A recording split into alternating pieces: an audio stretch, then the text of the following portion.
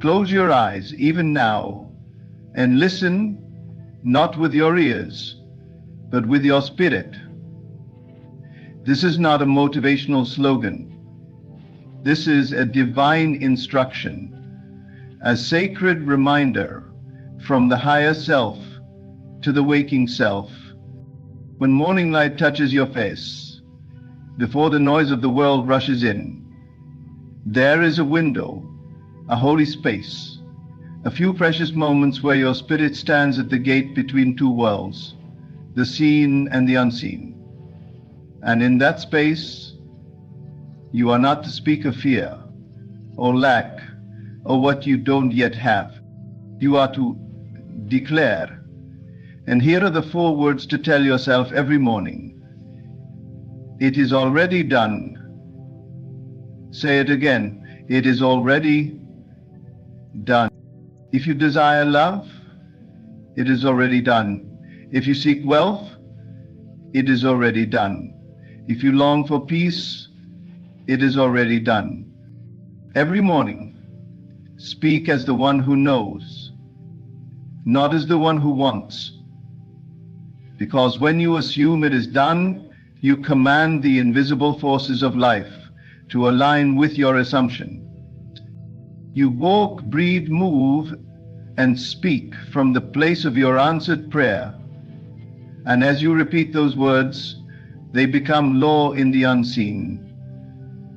They shape your day, your week, your life. The tomorrow and every day after, before you speak to the world, speak to your soul. And let those 4 words lead your life. It is already done. That is your truth. That is your power. That is the beginning of everything. Every word you speak to yourself is not just a sound. It is a seed planted deep in the rich soil of your subconscious, where it quietly begins to grow. Whether you whisper it in the privacy of your mind or shout it into the silence of the morning, each word carries power. You may not see its effect instantly, but just as a tree does not burst forth the moment the seed hits the ground, your words are working in the unseen. They are taking root. They are shaping your life from within. You must become aware of this power. For most speak as if words are empty. They describe what they see, what they fear, what they lack. And in doing so, they unknowingly keep watering the very conditions they wish to escape. If you wake each day and say, I'm tired, I'm stressed, nothing is working out, you are not just venting frustrations. You are planting more of the same. You are instructing your subconscious to maintain the life that mirrors those declarations. But you were never meant to describe reality, you were meant to declare it. You were not placed here to repeat what is, but to command what shall be. The greatest secret is not found in the effort to change the world, but in the discipline to change your words. Speak not from what your senses tell you, but from what your spirit knows to be true. Speak from the end, from the fulfillment, from the victory already won. Because every time you do, you plant a new seed in the garden of your mind. And this is no ordinary garden, this is sacred ground. Whatever you plant here, whether love or fear, abundance or lack, peace or worry, will grow. The subconscious does not judge. It accepts. It obeys. It creates. It listens not to what you say once in a while, but what you say consistently with feeling. If you persist in speaking as though your desire has already been fulfilled, you are watering the seed of that reality, and in time, it will blossom in your world. The great error is speaking from the lack, saying, I want over and over, believing that desire alone will manifest change. But want only reinforces distance. It implies separation from the thing you long for. Instead of saying, I want to be successful, you must say, I am successful. Not because your outer life shows it yet, but because your inner self knows it now. That is the work. That is the shift. To plant the seed of who you truly are, even when no one else can see it. The truth is, you are always creating. The moment you wake up, you stand at a crossroads. One path leads you back into the patterns of yesterday, the thoughts, emotions, and assumptions that shaped your former experience. The other leads to your desired reality. The difference is not in the world outside of you. It is in your consciousness. It is in where you choose to dwell internally the moment your eyes open. Your consciousness is not passive. It is the creative force behind everything you experience.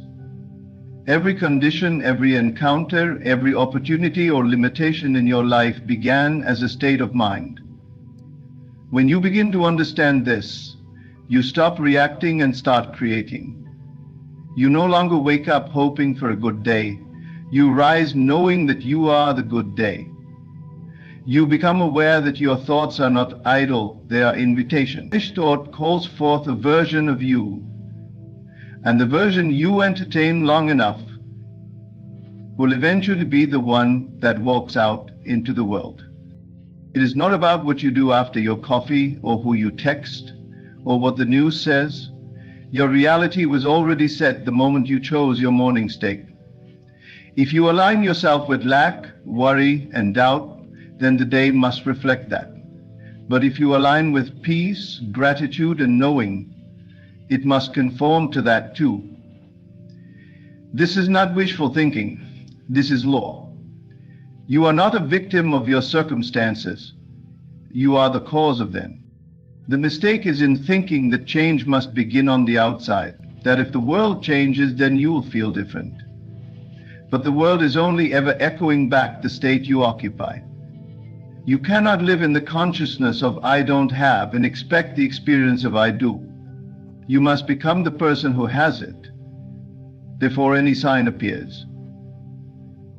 And the only place this transformation can occur is in consciousness. This is why the morning is sacred. In those early minutes, your mind is still soft, still impressionable. You are closer to the subconscious than at any other time.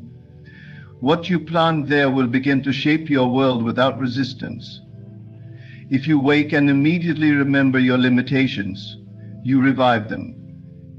If you remember who you choose to be, you give that version life. Do not underestimate the power of a few aligned thoughts.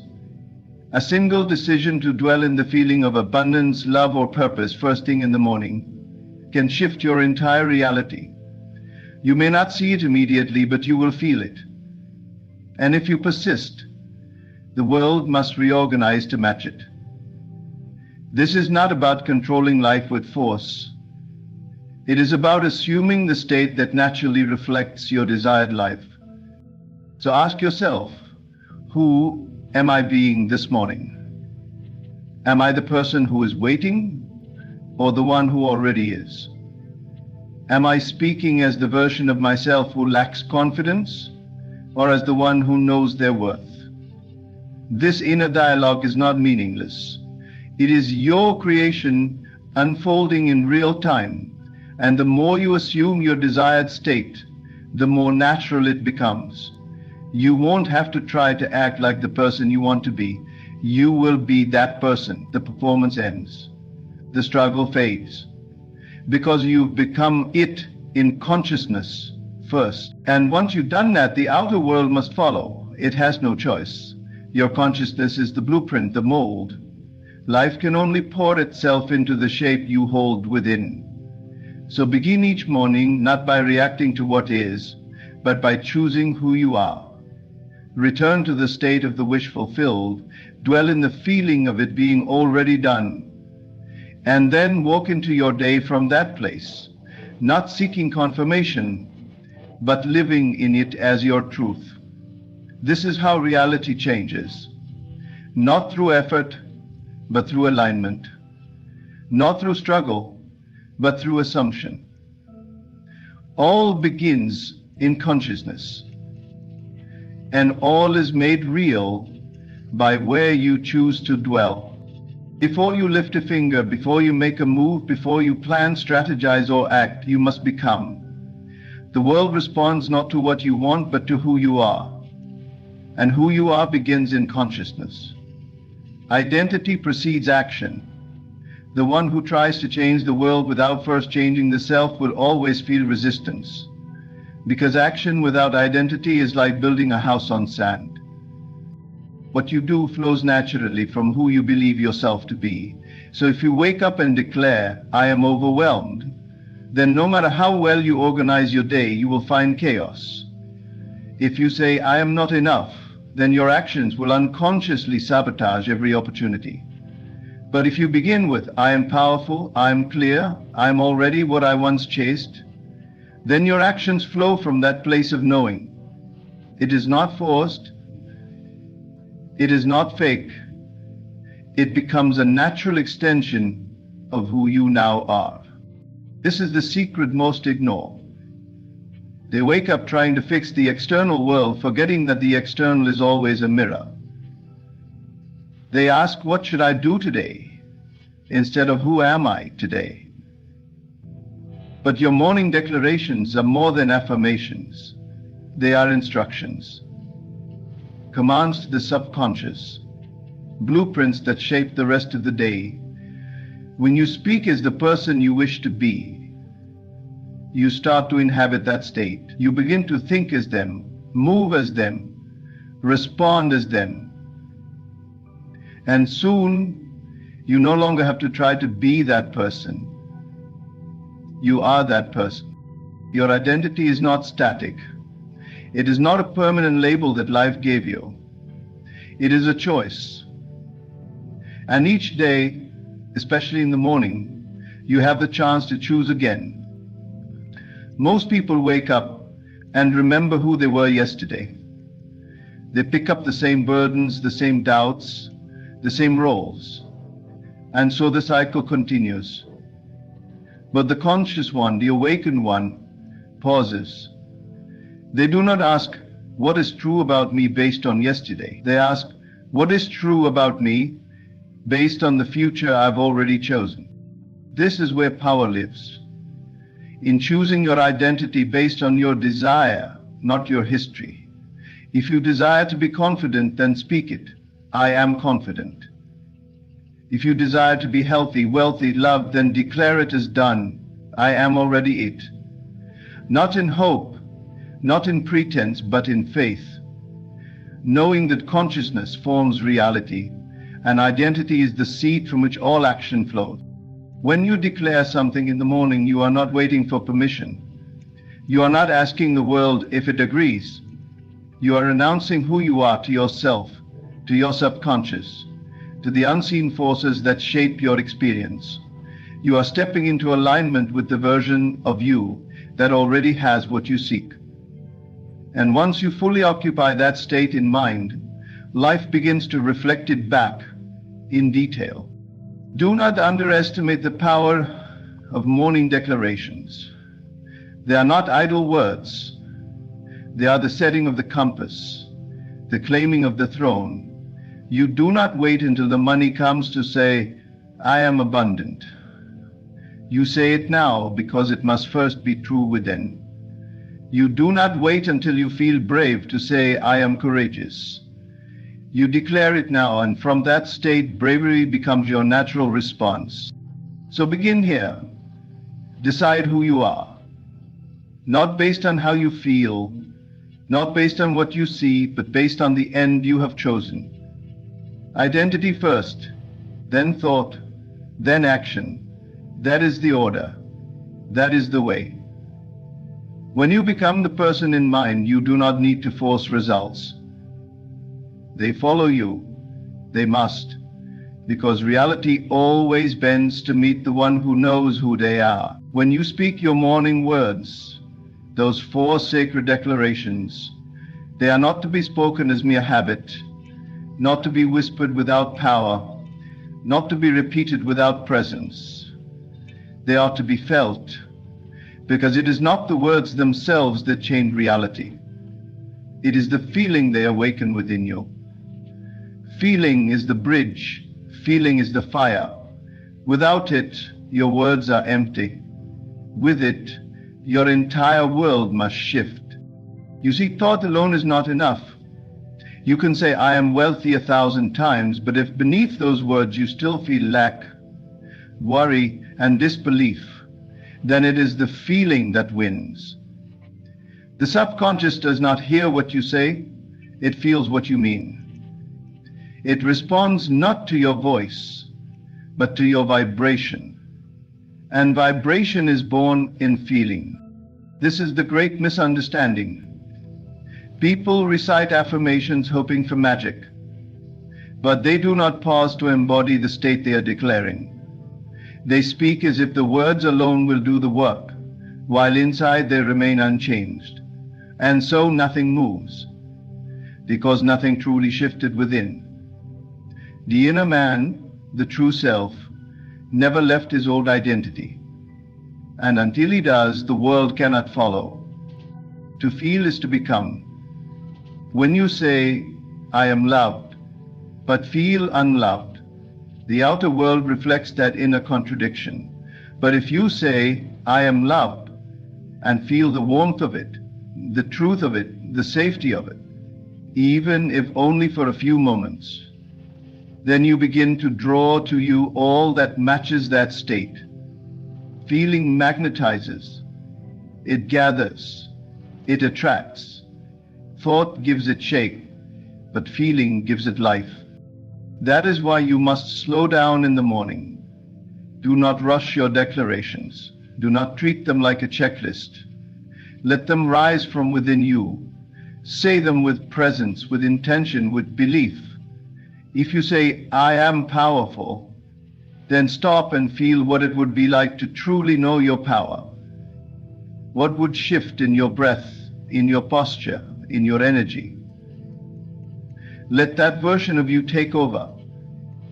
That is when manifestation begins. Then you don't just say the words, but when you feel them as real.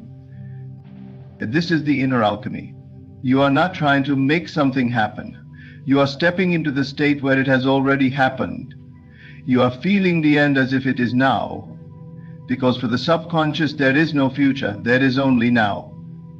It doesn't know the difference between imagination and reality. It only responds to the dominant feeling you accept as true.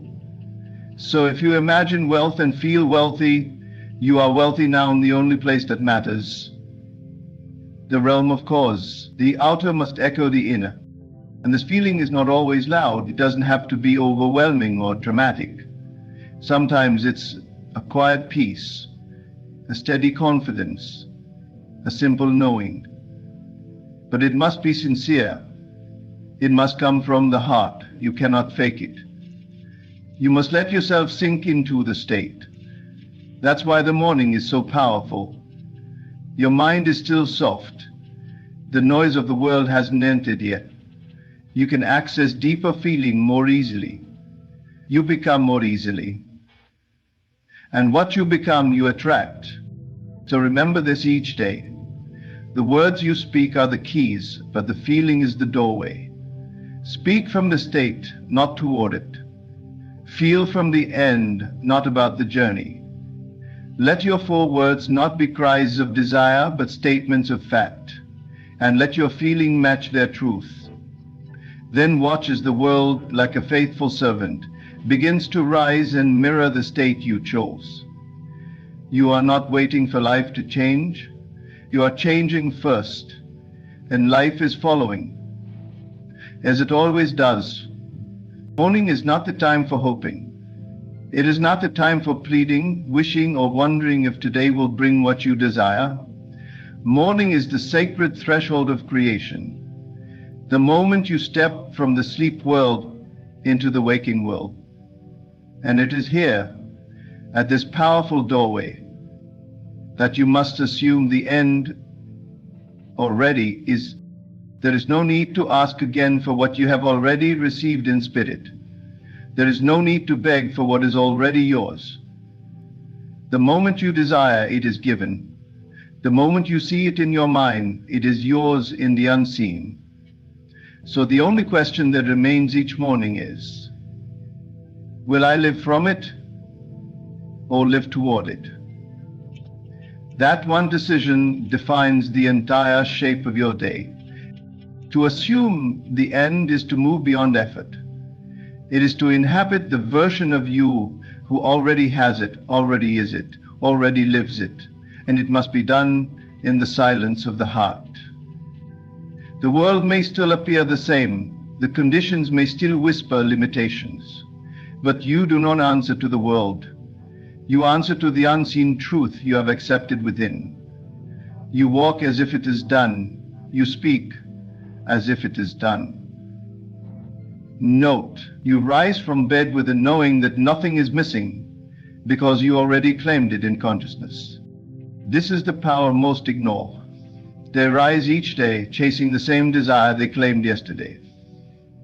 They loop and delay, always preparing, always hoping, always waiting. But the one who understands the law no longer waits. They assume. They act not to create the reality, but because the reality is already created. Their movement is not trying to make it happen. It is the expression of a thing already finished. Can you wake up and say thank you before the outer world gives you a reason? Can you smile as the version of you who has already arrived? Can you meet the mirror and speak to yourself not as who you were yesterday, but as who you have already become in spirit? That is the test. That is the transformation. And when you pass it, the world must follow. As all creation is finished. You are not inventing anything new. You are selecting. Every version of you already exists. Every outcome, every success, every fulfilled dream. You do not manifest by force. You manifest by assumption, by choosing the scene, choosing the feeling, choosing the identity, and then walking in it as your only truth. This is why your morning declarations matter. They are not passive wishes. They are powerful, conscious decisions about who you are and what is real. And the more you assume the end, the more the middle rearranges itself to support that truth. People change, circumstances shift, paths appear, not because you forced them, but because you finally stopped doubting, because you trusted that what you felt was more real than what you saw. The world bends to the one who dares to persist in assumption, not once, not twice, but daily, especially in the morning, when the soil of the mind is softest and the seed can go deepest. Say to yourself, it is already done, and don't just say it, feel it. Feel the relief, the gratitude, the peace of knowing.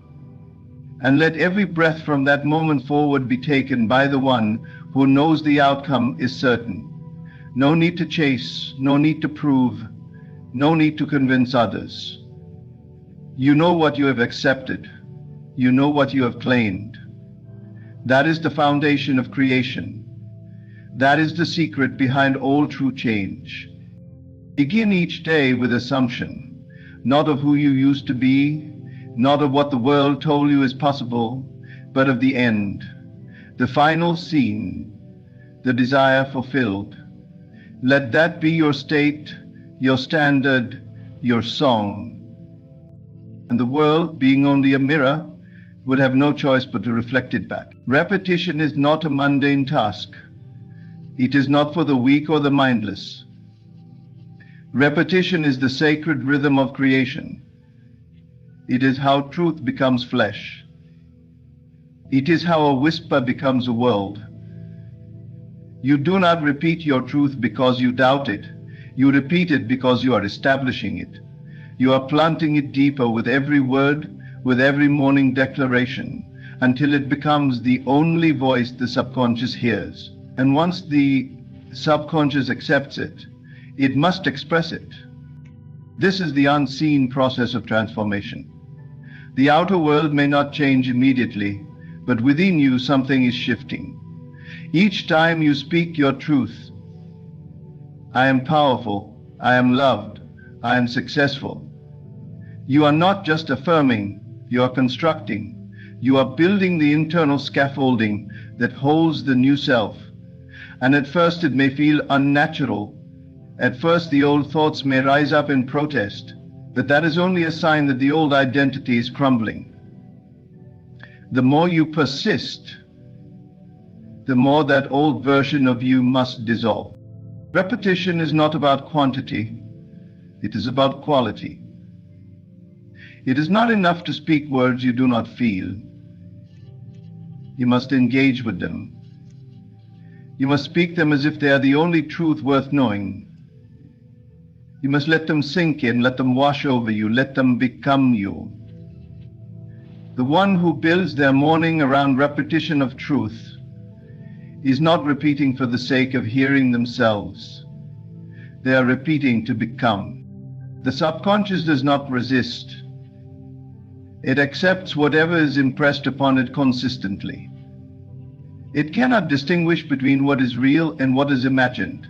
It only knows what you repeat, what you believe, what you feel. So if you want to change your world, begin with your repetition. Because what you repeat with feeling becomes belief, and what you believe becomes reality. That is why the morning is so vital. It is the moment when the conscious mind is still quiet, when the veil between the seen and unseen is thin. What you repeat in that space becomes law to your inner world, and once it is law within, the outer world obeys. This is not superstition, it is the natural order. You are the operant power. You are the sower of thought, and repetition is how you water what you planted. There is no need to force it, there is no need to rush. Let it become a practice of devotion, a sacred habit. Let it be the quiet strength behind your everyday. When doubt whispers, repeat. When fear creeps in, repeat. When you feel far from your desire, repeat. Not to convince yourself, but to return to yourself. Your repetition is not trying to create truth. It is eventually the repetition takes root. Eventually you won't need to force the words. They will rise on their own. Eventually the new self will not feel like imagination, it will feel like memory. And when that happens, manifestation is inevitable. Because you are no longer chasing your desire. You are embodying the version of you who lives in it already. Everything in your life is a reflection of what you have consistently repeated. About yourself, about your worth, about your possibilities. So choose wisely. Speak only what you want to live. Let your repetition be aligned with the highest vision of you. Speak it daily, feel it deeply, and never stop, because you are always impressing something upon the subconscious. Choose now to impress only that which leads to life, joy, and fulfillment. The world is not waiting for change, it is waiting for you to repeat the truth until you finally believe it. And when you believe it, the outer world will echo it. Faith repeated becomes fact. That is the power you hold every morning. Use it. Every morning, you stand at the threshold of creation. Before the world speaks to you, you have the sacred opportunity to speak to yourself. The words you choose, the identity you claim, the feelings you embody, these are not small gestures. They are acts of power, acts of alignment. You are not simply starting your day, you are shaping your reality. These 4 words you declare each morning are more than affirmations, they are keys. Keys that unlock the version of you who already exists in the unseen. And with repetition, with feeling, with assumption, you become that version. Not through struggle, but through inner certainty, through quiet knowing, through the decision to no longer delay your destiny. So rise each day not as a seeker, but as one who has found. not as a beggar, but as a creator. Let the morning be your altar, and your words the offering. Plant the seed, feel the state, repeat the truth, and assume it is already done, because it is. Thank you for allowing these words to enter your space, your mind, your spirit. May they remind you of what you've always known. You are the cause. You are the power. You are the one. Now go, speak your 4 words, and live from the end. Ladies and gentlemen, we live in a world where kindness is held as the highest virtue. It is praised, applauded, and expected. But what if I told you that kindness, this seemingly noble act, could be the very thing that ruins you?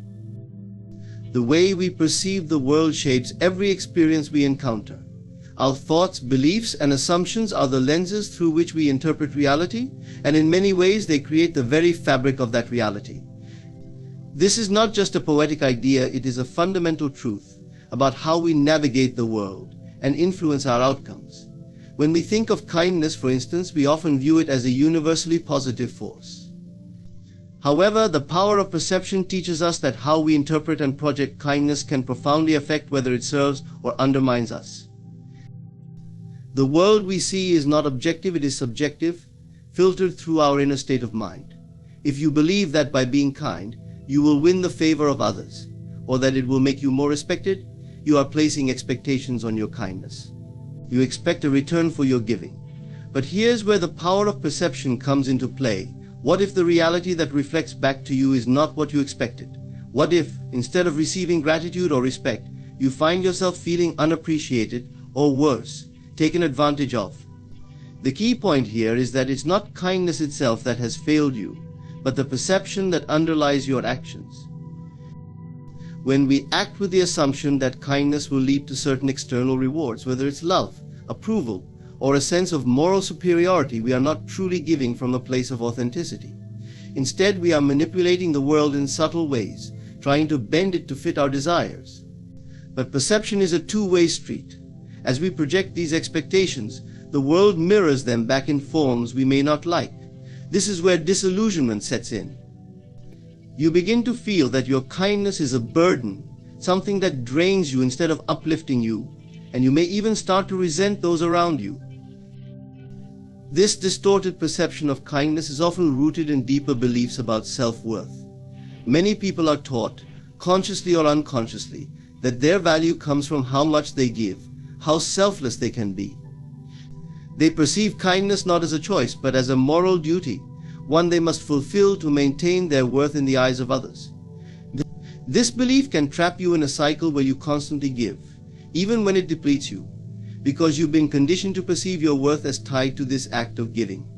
You fear that if you stop being kind, you'll lose the love, approval, or validation you crave. The power of perception also works in reverse. Just as your assumptions shape how you act, they also influence how others respond to you. If people sense that your kindness comes with expectations, or that you are giving because you feel obligated, they may start to take your kindness for granted. They might see it as something that is owed to them rather than a gift. Over time, this creates an imbalance in relationships where one party is constantly giving and the other constantly taking, which can lead to resentment, frustration, and emotional exhaustion. But perception can be transformed. By shifting the way you see kindness, by viewing it not as a tool for gaining approval, but as an expression of inner abundance, you can reclaim your power. When kindness comes from a place of wholeness, without the need for external validation, it becomes a source of strength rather than a drain. You begin to give freely, without expectation, because you no longer see kindness as a means to an end. This change in perception allows you to maintain healthy boundaries, ensuring that your kindness serves both you and those around you in a balanced and fulfilling way. The power of perception reminds us that reality is not fixed, it is fluid, shaped by the way we see ourselves and the world. By understanding and mastering this power, we can navigate life with greater clarity, purpose, and authenticity. Life is an intricate dance of opposites. Everything in the universe, from the movement of the planets to the emotions we feel, operates on a delicate balance of forces. This balance, though often unnoticed, governs how we navigate the world, shaping our actions and the outcomes they bring. When we think of virtues like kindness, generosity, or even strength, it's easy to assume that more is always better. But in truth, excess even in positive qualities can tip the scales and create unintended consequences. Understanding the nature of balance is crucial to leading a fulfilling and empowered life. Every action, every emotion, carries its opposite within it. This principle of duality is present in everything we experience. There is no light without shadow, no joy without sorrow, no giving without receiving. It's in this space between opposites that balance is found. When we lean too far in one direction, the other side will eventually pull us back, often in ways we don't expect or desire. This is the universal law of equilibrium, and it applies to everything, including kindness. When practiced in balance, can be a source of immense strength. It fosters connection, builds trust, and contributes to the well-being of both the giver and the receiver. However, when taken to extremes, kindness can become a form of self-sacrifice. Giving endlessly without receiving can deplete your energy, leaving you feeling resentful, drained, and even used. In this sense, too much kindness disrupts the natural flow of give and take that is essential to maintaining balance in relationships and within ourselves. When we give without boundaries, we disturb the balance between ourselves and others. The universe operates on the principle of exchange. What is given must also be received. If you constantly give, expecting nothing in return, you unintentionally encourage those around you to take without giving back. Over time, this creates an imbalance where your kindness becomes a burden rather than a gift, and others may begin to expect your generosity as a given, no longer appreciating or reciprocating it. This is not to suggest that kindness is inherently bad. On the contrary, it is a vital part of human interaction. But like all virtues, it must be practiced with discernment. True kindness involves not only giving but also knowing when to stop. It requires the wisdom to recognize when you are sacrificing too much of yourself, when the balance has shifted to the point where your kindness is no longer serving you or those around you. Balance also requires acknowledging the importance of receiving.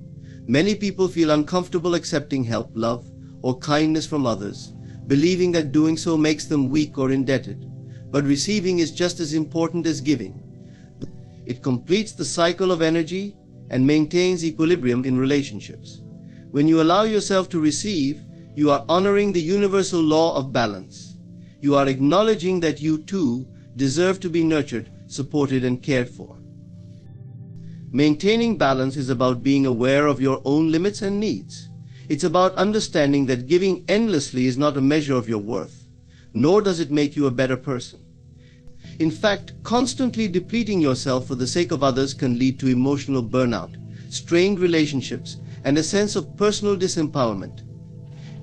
Real strength lies in the ability to give from a place of abundance, where your kindness enriches both you and others, rather than draining you.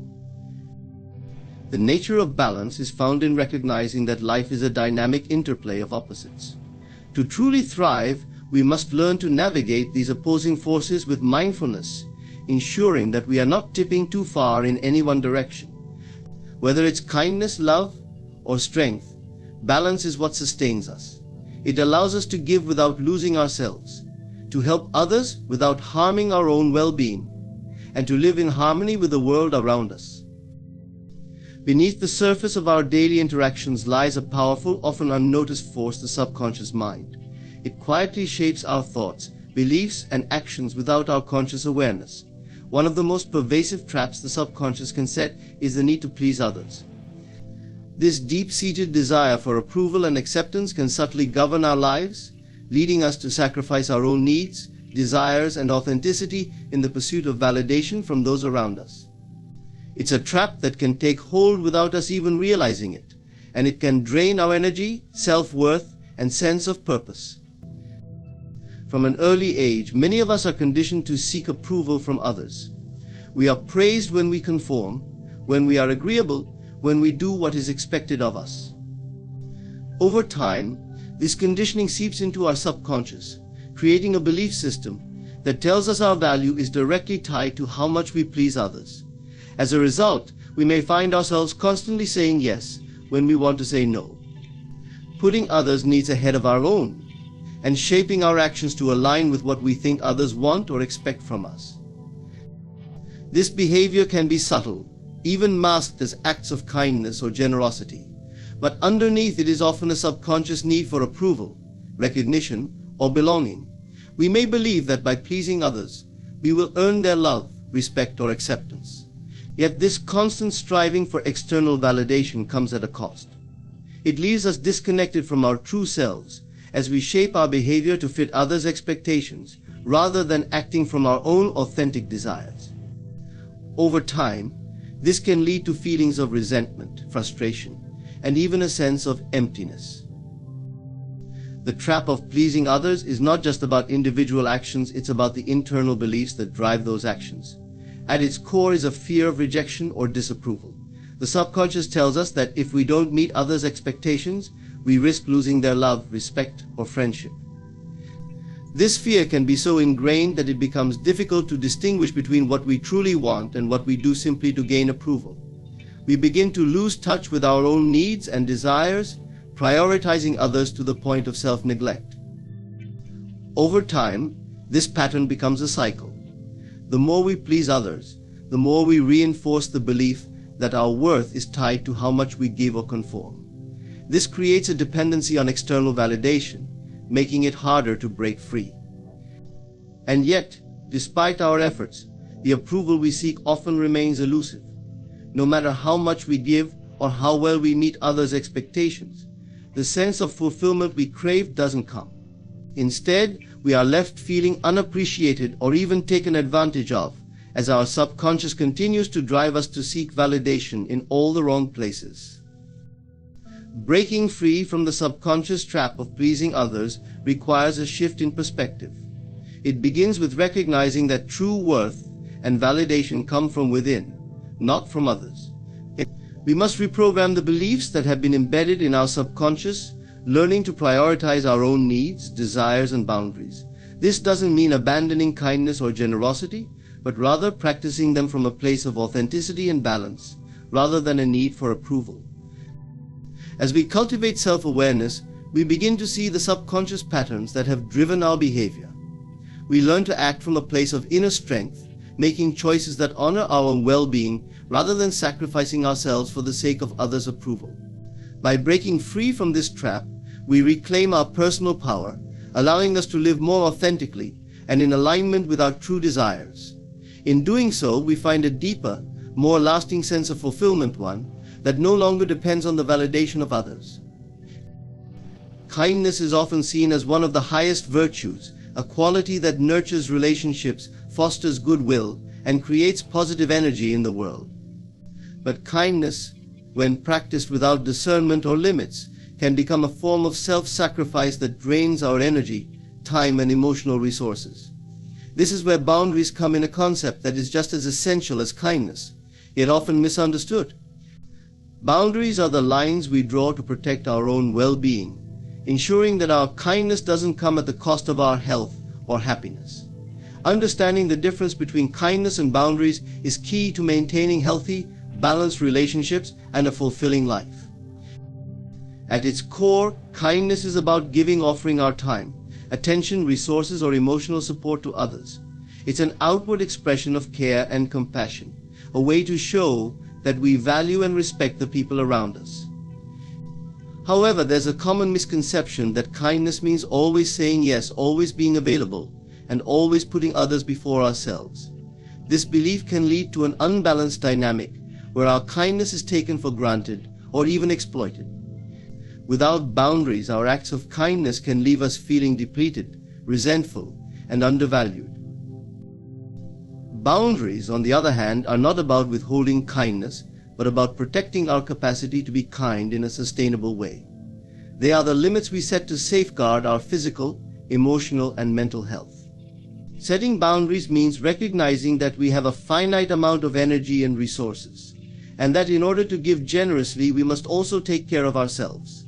It's about knowing when to say no and when to step back, even when we feel pressure to keep giving.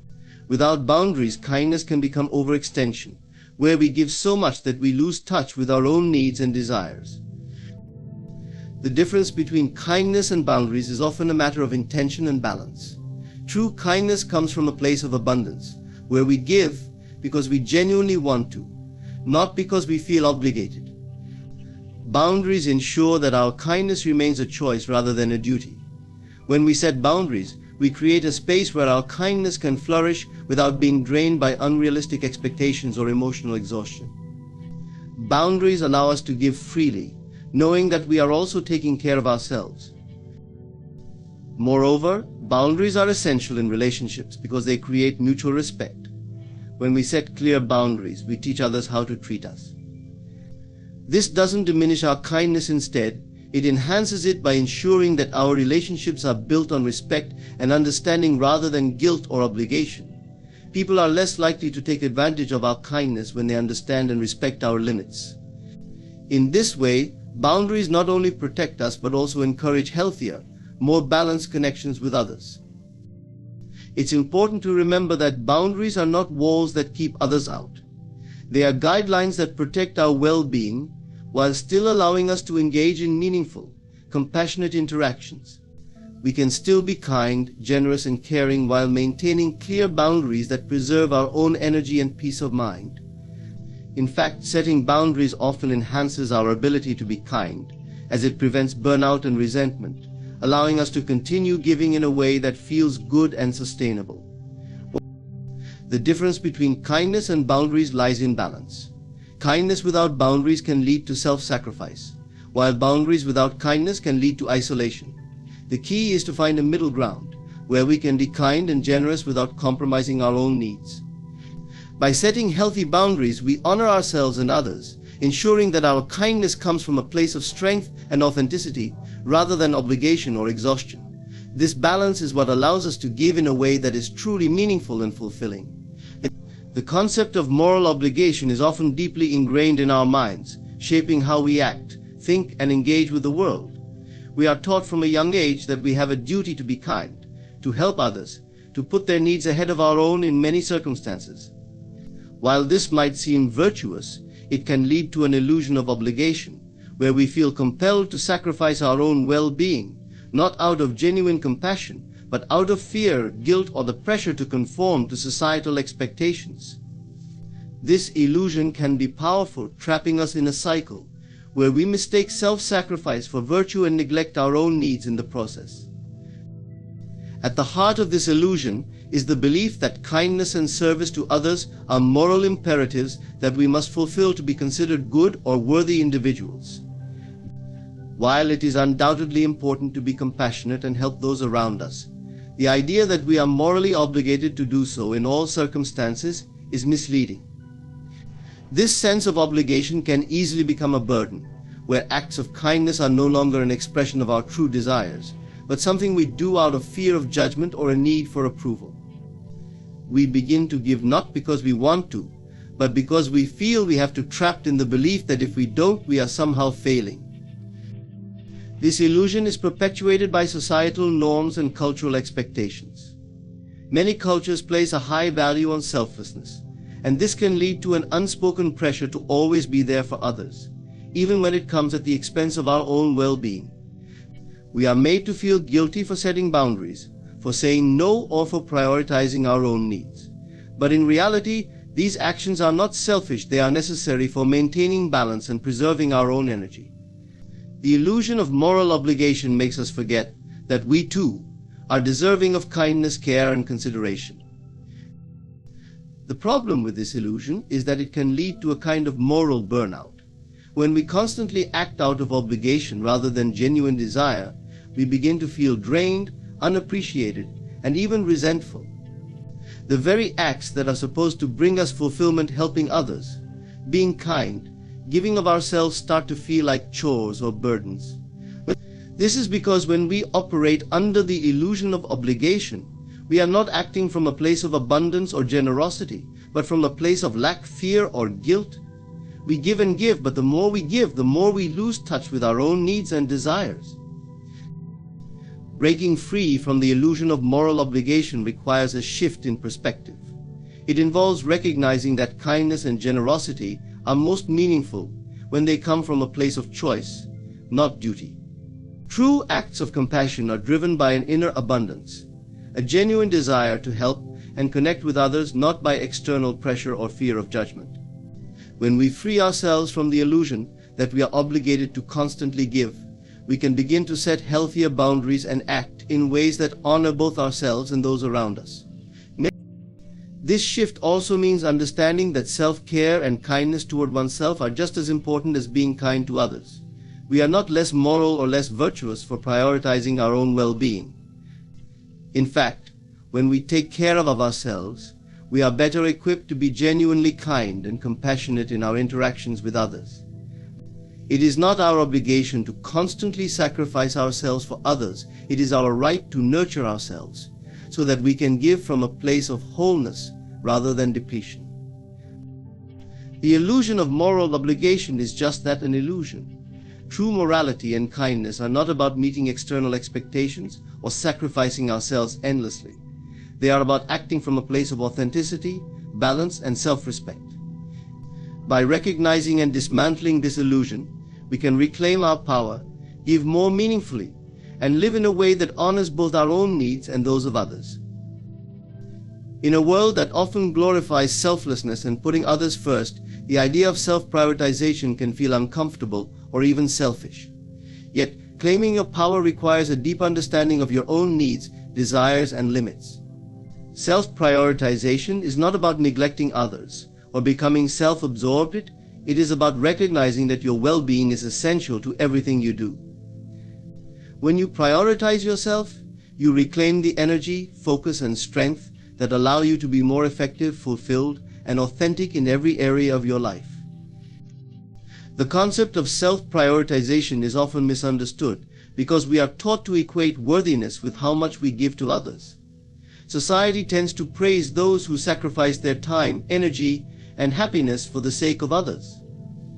While acts of kindness and generosity are important, they should not come at the expense of your own mental, emotional, or physical health. Constantly putting others first leads to burnout, resentment, and a sense of disconnection from your own needs. To truly claim your power, you must understand that taking care of yourself is not only necessary but a vital part of living a balanced and empowered life. When you prioritize yourself, you become more aligned with your true self. This means listening to your intuition, recognizing your boundaries, and honoring your desires. It allows you to approach life from a place of authenticity, rather than constantly seeking approval or validation from others. When you act in alignment with your inner truth, you are able to make decisions that serve your highest good, rather than simply responding to external pressures or expectations.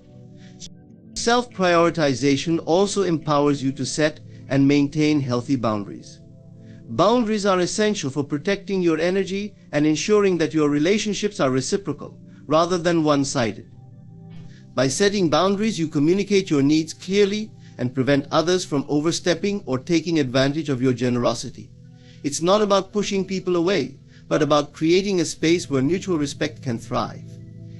When you set boundaries, you're also teaching others how to treat you with respect, consideration, and fairness. Moreover, self-prioritization leads to greater emotional resilience. When you prioritize your well-being, you become more attuned to your emotional landscape and are better equipped to manage stress, disappointment, or conflict. Instead of reacting to situations out of frustration or depletion, you are able to respond from a place of calm and clarity.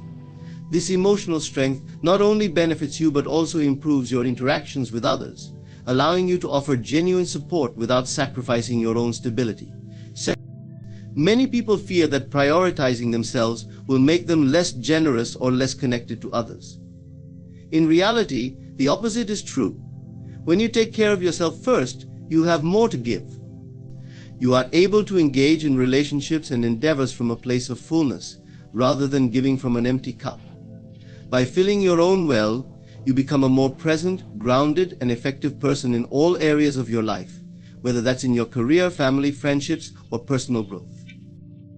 Claiming your power through self-prioritization is ultimately about recognizing your inherent worth. It is about understanding that you deserve to be cared for, not just by others, but by yourself. When you prioritize yourself, you send a powerful message to the world that your needs, desires, and well-being matter. This shift in mindset not only empowers you but also inspires others to respect your boundaries and value your contributions. In this way, self-prioritization is not just an act of self-care, it's a declaration of self-worth. Reclaiming your power through self-prioritization allows you to lead a life that is authentic, balanced, and fulfilling. By honoring your own needs, you create the foundation for personal growth, deeper connections, and a more meaningful existence. In prioritizing yourself, you not only claim your power but also create a ripple effect that empowers those around you to do the same. In conclusion, true empowerment comes from balancing kindness, boundaries, and self-prioritization. It's about recognizing that your well-being is essential, not only for yourself but for the relationships and impact you have on the world. But releasing the illusion of moral obligation and escaping the subconscious trap of pleasing others allows you to live authentically, while setting healthy boundaries preserves your energy and peace. Claiming your power is not about neglecting others, it's about ensuring that you can give meaningfully without depleting yourself. By prioritizing yourself, you can lead a more fulfilled, balanced life, contributing to others from a place of abundance rather than exhaustion. Thank you. Thank you. Ladies and gentlemen, have you ever felt like time is slipping through your fingers, as if the circumstances around you are repeating in endless cycles? It can feel as though life is an unchanging tide, pulling us in the same direction no matter how hard we swim. But today I stand before you with the realization that can alter everything. I must change this time. Is not merely a tool for fantasy, it is the foundational force that shapes our reality. Every achievement, invention, and significant change in the world began as a thought in someone's mind. This realization that imagination holds the power to create and transform has been understood by many great thinkers, yet it often slips away from our awareness. We tend to live in a world governed by our senses, believing only what we see, hear, and touch. But the truth is, the world we experience is largely a reflection of what we previously imagined, consciously or unconsciously. If we look closely, we will notice that everything in our lives, from the homes we live in to the relationships we nurture, originated from a mental blueprint. Someone had to imagine a new way of building before skyscrapers could rise. An artist had to envision a painting before the first stroke of the brush. Even on a personal level, the way we view ourselves, the beliefs we hold about who we are, is the root from which our experiences grow. The power of imagination is not a trivial concept, it is the key to unlocking a life of our choosing. To harness the power of imagination, we must first understand its role as a creative force. It is easy to dismiss our daydreams or fantasies as mere wishful thinking, but in reality, they are the seeds of what could be. When you imagine something vividly enough, it begins to take shape in the unseen realms of your mind. You begin to develop new beliefs and emotions that align with that vision. And because your outer world reflects your inner world, your circumstances start to shift in accordance with your new internal state. One of the greatest obstacles to using imagination effectively is doubt. Many people dismiss the idea that what they imagine can become real because they don't see immediate results. However, imagination is not about instant gratification, it is about planting the seed and allowing it to grow. Just as a tree does not spring up overnight, the changes we desire take time to manifest. But this should not discourage us. Instead, we must nurture our imagination, hold on to the vision we want to see in the world, and trust that it is in the process of becoming. It is a tool that we can use consciously, or it can work unconsciously, shaping our lives without our deliberate input. When we let fear, doubt, or limiting beliefs dominate our thoughts, we are unknowingly using the power of imagination against ourselves. We imagine scenarios of failure, of rejection, of never achieving our goals, and those imaginings create the emotional state that aligns with those outcomes. Without even realizing it, we manifest the very things we dread. That is why it is essential to become mindful of what we are imagining, to deliberately choose thoughts and visions that align with our highest aspirations. To truly wield the power of imagination, we must move beyond the limitations of our senses. The world tells us to be realistic, to base our expectations on past experiences or current conditions. But if we allow our imagination to be confined by the present moment, we will only ever recreate what we already know. Real change happens when we dare to imagine something greater, something beyond the limitations of our current reality. We must train ourselves to see, in our mind's eye, the possibilities that lie ahead, even when there is no tangible evidence to support them. One of the most powerful ways to activate imagination is through visualization. When you vividly imagine yourself living in the reality you desire, whether it's a new career, a healthier body, or a fulfilling relationship, you start to create the emotional and mental conditions that allow those things to manifest. Visualization isn't just about seeing an image in your mind, it's about feeling the emotions associated with that image. When you feel joy, excitement, and gratitude for a future that hasn't yet arrived, you are, in essence, collapsing the gap between the present and the future. Your brain begins to accept this imagined reality as real, and your actions, beliefs, and opportunities start to align with that new vision. Imagination allows us to transcend the limits of time and space. We can project ourselves into any situation, any future, and live from that place even before it physically arrives. This is the secret to true transformation. You must act as if you already are the person you want to become, and the world will begin to shape itself around you.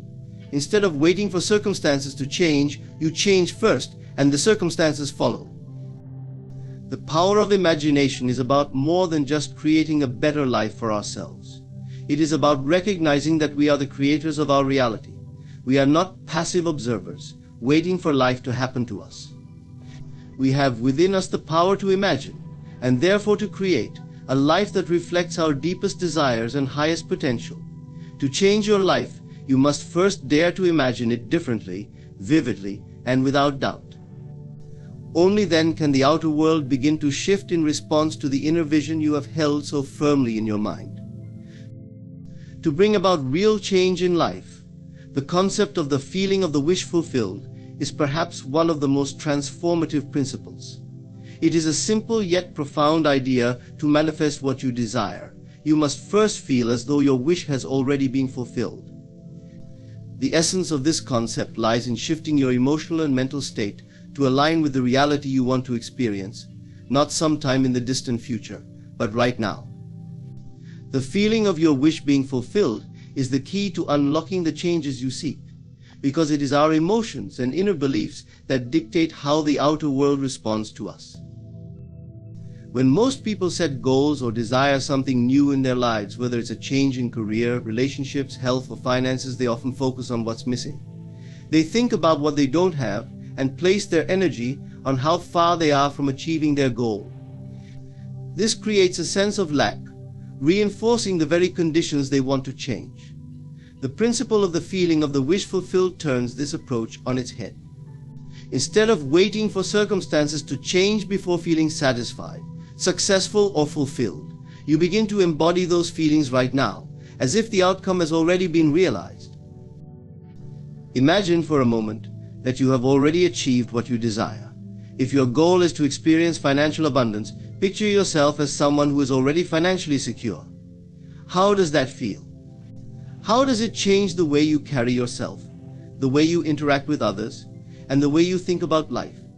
When you immerse yourself in that feeling, you are tuning your mind and body to a new frequency, one that is aligned with abundance rather than scarcity. This shift in feeling is not merely about positive thinking. It is about creating a deep, emotional alignment with the future you wish to experience. When you feel as though your wish has already been fulfilled, you begin to act, think, and make decisions from that place. Your inner world, your emotions, thoughts, and beliefs starts to match the reality you want to experience, and the outer world, in turn, responds to this change. The reason this works is because emotions are powerful creators. Our emotions influence our energy, our behaviors, and even the opportunities and people we attract into our lives. When you constantly feel lack, frustration, or doubt, you are emitting a frequency that attracts more of the same.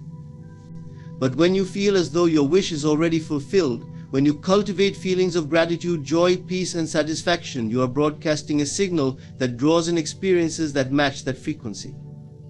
The universe responds to the energy you put out, not necessarily the words you say or the actions you take. It's the underlying feeling that carries the real power. One of the most challenging aspects of practicing the feeling of the wish fulfilled is maintaining faith in the unseen. There is often a delay between when you shift your inner state and when the external reality catches up. This period of waiting can be difficult, especially if you are conditioned to believe only in what your senses can immediately verify. But this is where persistence and belief come into play. Just because you cannot yet see the changes in your physical environment does not mean they aren't happening. Your job is to maintain the feeling of your wish being fulfilled, regardless of what the outer world currently shows you. Over time, the external conditions will begin to align with the new emotional state you've cultivated.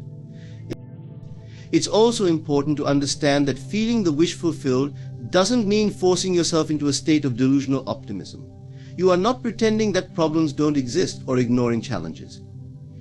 Instead, you are choosing to focus on the desired outcome with such emotional intensity that the challenges no longer dominate your consciousness. You can acknowledge the difficulties you face, but you do not let them define your emotional state. You allow the feeling of fulfillment to be your dominant vibration. Visualization is a powerful tool that can help you access the feeling of the wish fulfilled. By closing your eyes and vividly imagining yourself in the life you desire, you can practice feeling the emotions that come with that reality. The key here is to engage all of your senses. Imagine what it looks like, sounds like, and feels like to have your wish fulfilled. The more real you can make this experience in your mind, the more your emotions will respond to it, and the more powerful the effect will be. The feeling of the wish fulfilled is about embodying the emotions of your desired reality now, not later. By living from this state, you begin to attract the people, opportunities, and circumstances that will make that reality manifest in your life. You are no longer waiting for change to happen, you are creating it from within. It is through this inner transformation that the outer world will inevitably follow suit. At the core of this principle is the understanding that nothing exists outside of consciousness. It is through our perception, our awareness, that reality takes form. If you imagine your life as a movie, consciousness is both the director and the projector. Everything you see on the screen, the successes, failures, joy, and pain, is the result of the film reel playing in your mind. Your beliefs, whether empowering or limiting, are what project the scenes of your life. Change the reel, and the movie changes. This is why consciousness is so powerful. It is the source from which all experiences arise. Many people go through life believing that circumstances are imposed upon them, that they are at the mercy of external forces, whether those be societal pressures, luck, or the randomness of life events. However, when you grasp that consciousness is the only reality, you realize that external events are merely reflections of your internal state. The world mirrors what you hold to be true about yourself and others. If you believe deeply that you are unworthy of success or love, your experiences will reflect that belief. If you hold a conviction that you are deserving of abundance, your reality will manifest in alignment with that belief. This understanding fundamentally shifts the way you approach life. Instead of attempting to change the outer world directly through force, struggle, or manipulation, you realize that true change comes from within. It begins by altering your state of consciousness. Every transformation in life, whether it is personal growth, the pursuit of a dream, or the resolution of a problem, starts with a shift in awareness. The moment you change your perception, you change the vibration or frequency at which you are operating, and the outer world adjusts accordingly. For example, consider the way fear can shape reality. When someone is consumed by fear, whether it's fear of failure, rejection, or lost their consciousness is steeped in anxiety and doubt. This state of mind influences every action they take, and it subtly or sometimes dramatically alters the outcomes they experience. They attract situations that confirm their fears, because their consciousness is focused on those possibilities. On the other hand, a person who feels confident and secure will attract situations that reflect their inner sense of assurance. The outer reality shifts to match the inner state of being. It's important to understand that this does not mean ignoring problems or living in a fantasy world. Rather, it is about recognizing that the solutions to your problems come from changing how you see them. Your consciousness has the power to transform any circumstance by shifting your focus, beliefs, and emotional energy. When you approach challenges with a mindset that they can be overcome, that you are capable of finding a way forward, you open yourself to solutions that may not have been visible before.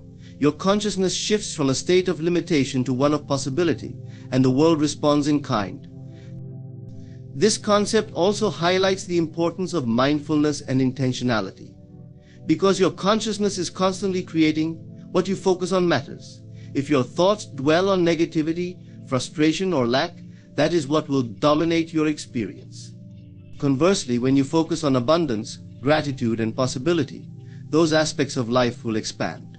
This is not magical thinking, it is the law of consciousness in action. What you give attention to grows. By becoming mindful of your thoughts and emotions, you gain control over what you create in your life. Another powerful aspect of this principle is the recognition that consciousness transcends time. Your past, present, and future are all accessible through your awareness. Many people are trapped in cycles of the past, allowing previous experiences to dictate their present and future. But once you understand that your consciousness is the root of your reality, you can break free from these cycles.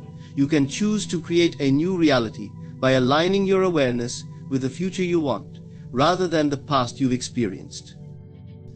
Living with the understanding that consciousness is the only reality empowers you to take full responsibility for your life. It eliminates the victim mindset because you see that no external force has more power than your own awareness. You are not at the mercy of fate, other people, or random events. You are the creator of your experience, and you can shape it in any way you choose by changing how you think, feel, and perceive the world around you. The idea of living in the end can seem counterintuitive at first. Many of us are taught to focus on the process, the steps between where we are now and where we want to be. But this approach often keeps us stuck in a mindset of lack or waiting. We are constantly reminded of the distance between our current situation and the desired result, which reinforces the belief that our goal is out of reach. By living in the end, however, you skip over the gap entirely. Instead of focusing on what you don't have, you embody the emotions, thoughts, and behaviors of someone who already has it. This shifts your consciousness to a place of fulfillment, even before any external evidence has appeared. The first step to living in the end is to create a clear mental picture of your desired outcome. You must know what you want with clarity and precision. Whether it's a specific career, relationship, or personal achievement, the goal must be something you can vividly imagine. But beyond just visualizing the outcome, you must immerse yourself in the emotional experience of having already achieved it. Ask yourself, how would I feel if my desire were already realized? What would my life look like, sound like, and feel like if my wish had come true? These questions help shift your focus from a state of wanting to a state of being. It's important to remember that emotions are the key to this process. It's not enough to think about the end result, you must feel it. When you live in the end, you generate the emotions associated with your fulfilled desire, whether that's joy, peace, confidence, or gratitude. These emotions create a powerful vibration that aligns with the reality you wish to manifest. The more you can sustain these feelings, the more your outer world begins to reflect them. This is because the world is a mirror, constantly reflecting back to you the state of your inner world. One of the challenges in living in the end is overcoming the temptation to look at current circumstances and allow them to dictate your emotions. If you desire financial abundance, for example, but are currently experiencing financial struggle, it's easy to let fear or frustration dominate your mindset. However, Living in the end requires you to detach from the present reality and focus on the internal state of already being financially secure. You act as if the money has already arrived, even if the outer world hasn't caught up yet. This doesn't mean ignoring your present situation, it means not letting it define your emotional state. Persistence is also a crucial part of living in the end. At times, there may be little or no visible evidence that your goal is manifesting. This is where most people falter, allowing doubt and impatience to creep in. But living in the end is about faith in the unseen, faith in your ability to create your reality through your consciousness. The delay between your inner transformation and the outer manifestation is often where people give up. Yet this delay is merely a reflection of the time it takes for the external world to catch up with your new state of being. One of the most powerful benefits of living in the end is that it reduces stress and anxiety. When you constantly live in the future, worried about whether or not you will achieve your goals, you are living in a state of uncertainty and lack. But by shifting into the mindset that your wish has already been fulfilled, you no longer feel the need to worry. You act with confidence and peace, knowing that everything you desire is already yours. This allows you to enjoy the present moment more fully because you are not anxiously waiting for your dreams to come true. You are living them now, in your mind and heart, and the outer reality will inevitably reflect that. Living in the end also influences your behavior. When you embody the mindset of someone who has already achieved their goal, you naturally start to take actions that align with that reality. You make decisions from a place of abundance, not lack. You carry yourself with confidence, because you know your success is inevitable. This shift in behavior accelerates the manifestation process, because your actions are now in harmony with your desired outcome. Living in the end is about recognizing your power as a creator of your reality. It is an acknowledgement that the world around you is shaped by your consciousness, and that by shifting your internal state to match your desired outcome, you bring that outcome into existence. You no longer hope for a better future, you live it now, knowing that the outer world will follow. In this way, the principle of living in the end becomes not just a tool for manifestation, but a way of life rooted in faith, empowerment, and the knowledge that everything you desire is already within you. Is the cornerstone of creation, the force that shapes and molds our reality. It is not just a tool for daydreams or artistic endeavors, it is the engine behind everything we experience in life. When we understand that imagination creates our reality, we realize that we are not passive observers in life, but active participants in the formation of our experiences. Our thoughts, visualizations, and mental imagery hold immense power, influencing the world around us in ways that are often beyond our immediate awareness. At its core, imagination is the act of forming mental images or concepts of things not present to the senses. It allows us to think beyond the constraints of the physical world and explore possibilities that do not yet exist. Every invention, innovation, or personal achievement begins as a thought in the mind of someone who dared to imagine a different reality. The car you drive, the phone in your hand, and the home you live in were all once ideas in someone's imagination. These ideas, nurtured by belief and action, eventually manifested into physical form. What makes imagination so powerful is its ability to influence not just our thoughts, but also our emotions and beliefs. When we vividly imagine a desired outcome, we begin to feel as though it is already true. These feelings, in turn, shape our behavior, our decisions, and ultimately our reality.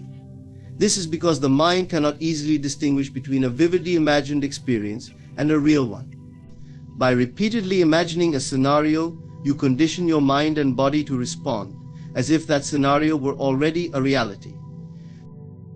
Consider the role imagination plays in shaping self-identity.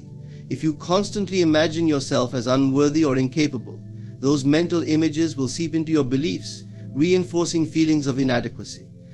As a result, you may unconsciously sabotage opportunities or avoid situations that could lead to success. On the other hand, if you consistently imagine yourself as successful, confident, and capable, your mind and emotions will align with that vision. You will start to act in ways that reflect those beliefs, and over time your external world will begin to match your internal imagery. Also has the power to override limiting beliefs. Often people are held back by thoughts of what they cannot do or what seems impossible based on past experiences or societal expectations. However, through imagination you can create a mental world free of these limitations. You can envision yourself achieving goals that may seem unattainable in the current moment. This act of imaginative thinking opens the door to new possibilities.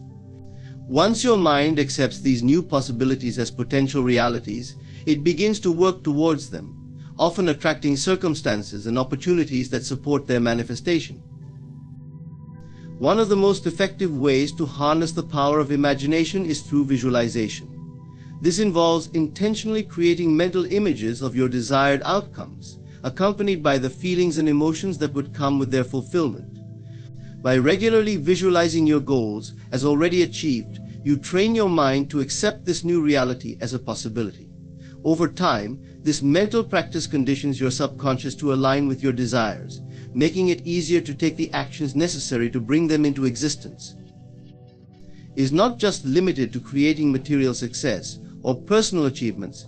It also plays a vital role in shaping relationships, health, and emotional well-being.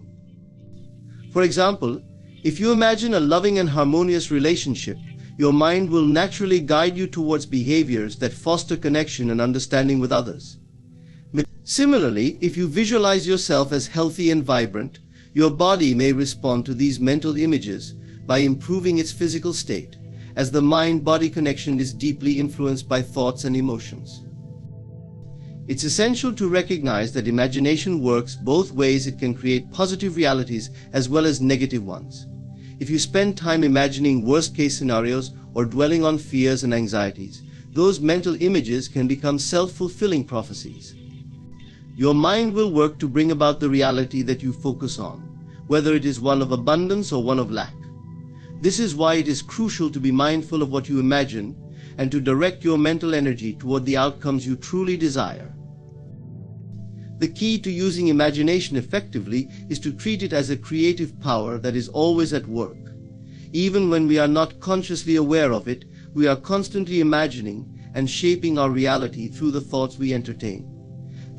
The more intentional we are about using imagination to visualize positive outcomes, the more we harness this natural ability to create a life that reflects our deepest desires. To fully embrace the creative power of imagination, we must also cultivate belief. Simply imagining a desired outcome without believing it is possible can hinder its manifestation. When you do so with the conviction that what you envision is not only possible but inevitable. This belief charges your imagination with the energy necessary to bring your thoughts into physical form. Imagination creates reality by serving as the foundation of everything we experience. It shapes our thoughts, emotions, and actions, which in turn mold the world around us.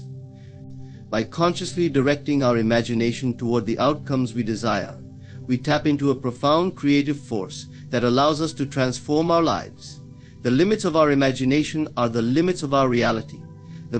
Therefore, by expanding and nurturing our imagination, we expand the possibilities of what we can achieve and experience in life. The power of intention and attention is a fundamental force that shapes the course of our lives. Both intention and attention play key roles in determining the direction of our thoughts, actions, and experiences. Intention is the conscious decision or desire to achieve something specific, while attention is the focused energy we give to that desire.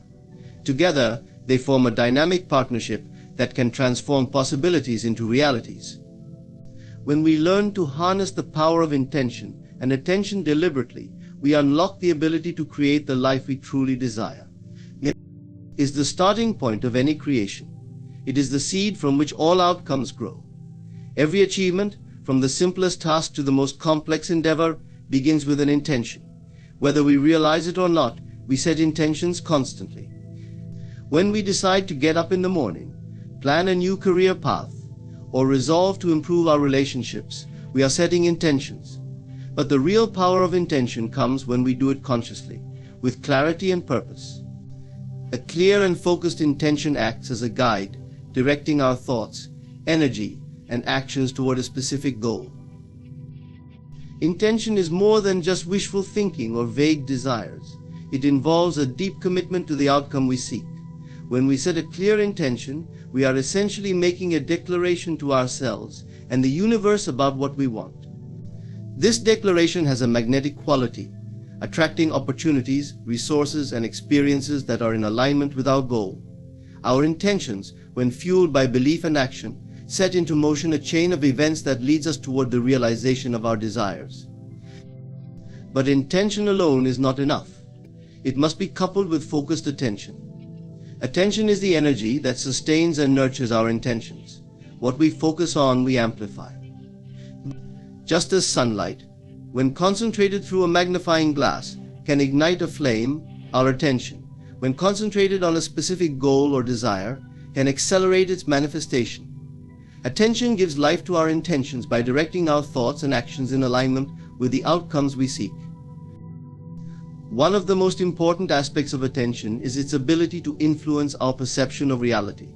The mind is always processing vast amounts of information, but we can only consciously focus on a small fraction of it. What we choose to focus on becomes our reality. If we direct our attention toward negative or limiting thoughts, we amplify those experiences in our lives. However, when we focus our attention on positive outcomes, possibilities, and solutions, we begin to see the world through a lens of opportunity and growth. Attention, when applied consistently, also shapes our behavior. By focusing on what we want, we naturally begin to take actions that align with that goal. This doesn't happen overnight, but through persistent attention, we develop habits and behaviors that support the fulfillment of our intentions. For example, someone who sets an intention to improve their health and consistently focuses their attention on this goal will eventually make lifestyle changes such as exercising regularly or eating healthier that bring them closer to their desired outcome. In conclusion, the power of intention and attention is fundamental to creating the life we desire. Our intentions set the direction for our goals, while focused attention brings those intentions to life. By aligning our thoughts, emotions, and actions with our desired outcomes, we harness a creative force that shapes both our inner and outer worlds. When we stay present, mindful, and committed to our intentions, we tap into our true potential as creators of our reality. Remember, what you focus on grows, and with conscious effort, you can shape your world to reflect your deepest desires. Thank you for your time and attention.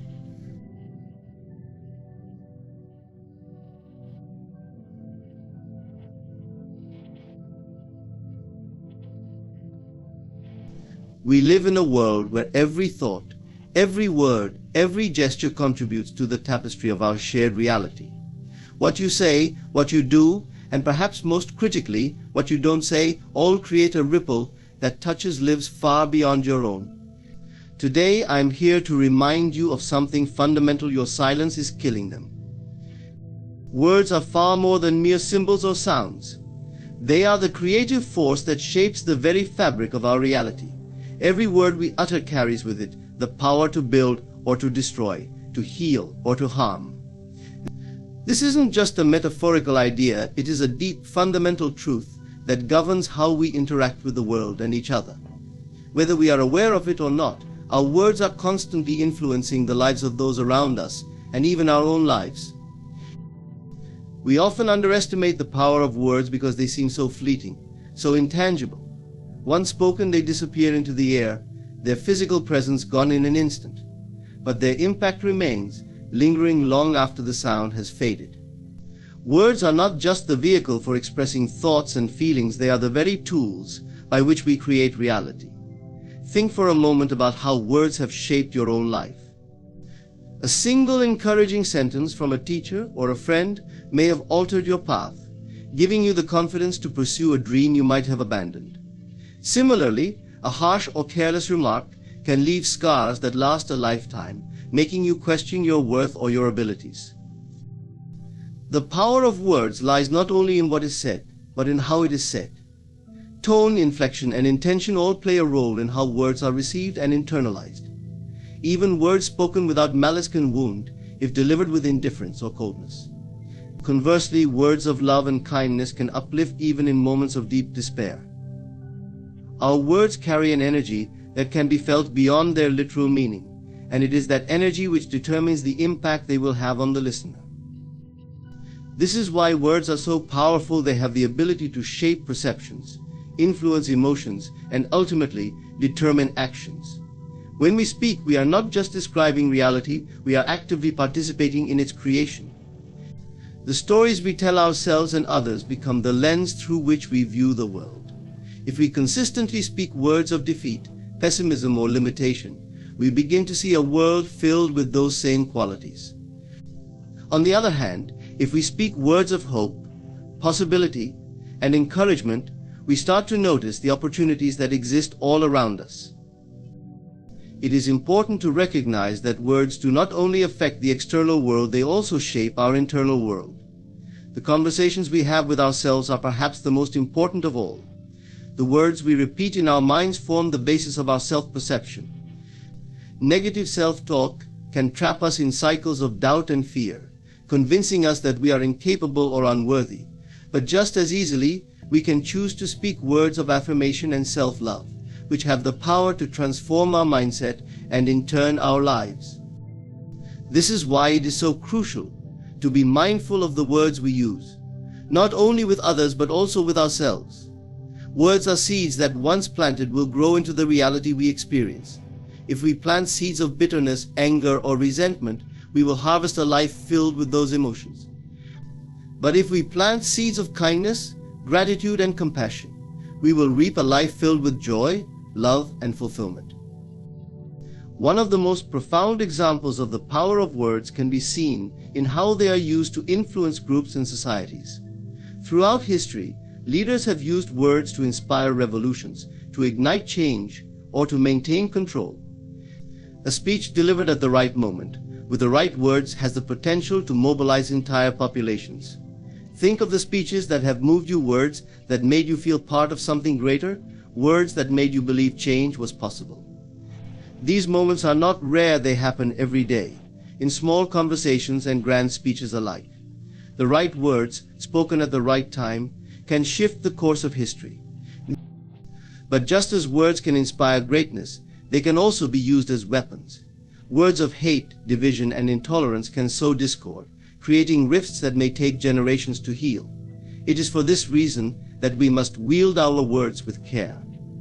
The ability to communicate is one of the most powerful gifts we possess, and with that power comes great responsibility.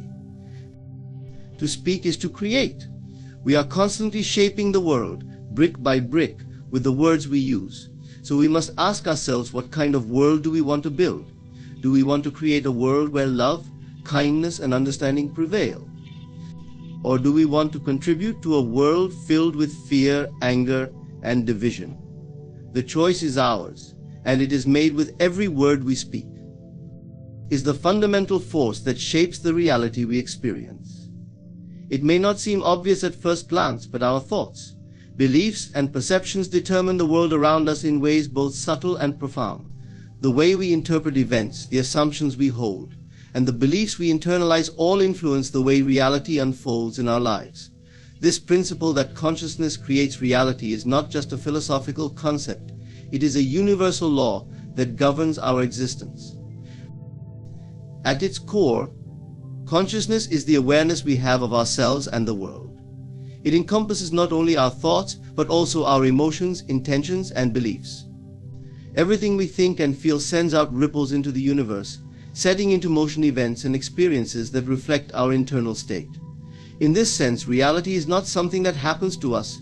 It is something we co-create with every thought we entertain and every belief we accept. Consider for a moment how two people can experience the same event in completely different ways. One might see an obstacle and feel defeated, believing that the world is against them. The other might see the same obstacle and view it as an opportunity for growth, believing that challenges are meant to be overcome. Though both individuals faced the same external situation, their internal realities shaped how they interpreted and responded to it. In time, these differences in perception will lead to very different outcomes in their lives. The person who views challenges with optimism will likely find opportunities for success and growth, while the person who feels defeated may become stuck, unable to move forward. This illustrates a key point: our consciousness doesn't just passively reflect reality, it actively molds it. What we hold in our minds shapes what we attract into our lives. If we constantly dwell on fear, lack, or limitation, we are likely to experience situations that reinforce those feelings. Conversely, if we focus on abundance, love, and possibility, we begin to see evidence of those qualities manifesting in our lives. This is not a matter of wishful thinking, but a natural law of the universe. Our consciousness acts as a magnet, drawing to us experiences that match our dominant thoughts and emotions. The connection between consciousness and reality becomes even clearer when we examine the role of belief. Beliefs are deeply held convictions about the nature of the world and our place within it. These beliefs, whether conscious or unconscious, form the blueprint for our reality. If you believe that you are unworthy of success, that belief will manifest in your actions, your decisions, and ultimately your outcomes. You may unconsciously sabotage opportunities or shy away from challenges that could lead to growth. On the other hand, if you believe you are deserving of success, you will approach life with a sense of confidence and expectation, attracting experiences that align with that belief. The power of consciousness is not limited to individual experience. It also extends to collective realities. Entire societies are shaped by shared beliefs and perceptions.